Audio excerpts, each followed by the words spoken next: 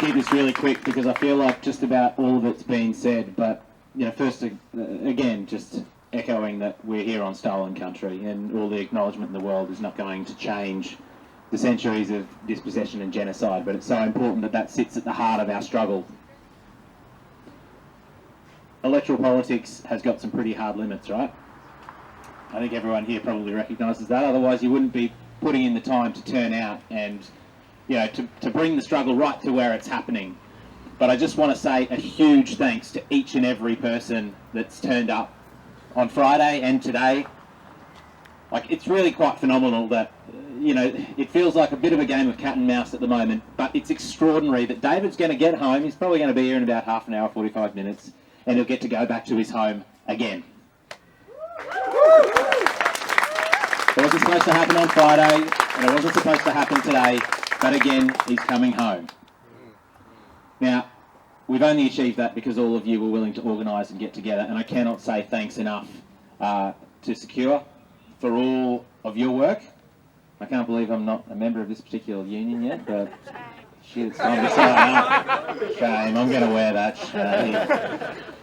I want to say a huge thanks to Jono and to his office, not just for all the help in organising, but for having kind of shown a different way of doing representative politics. It's so important, and I think certainly I have, and I think all of us as Greens elected reps have learnt a shitload from Jono about how we use the platform that we get through electoral politics to actually do the important work.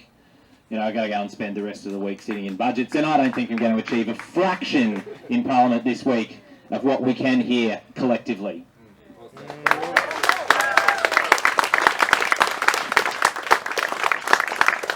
It's far from over at this point.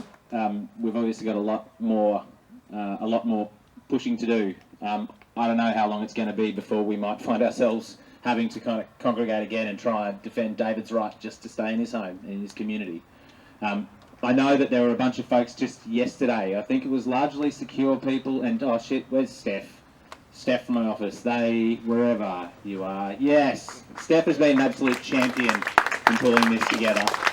It literally wouldn't have happened without him, so thank you so much. And for turning out yesterday and getting some of the cleaning done in here, because David's got a bit yet to do in terms of, just jumping through the hoops.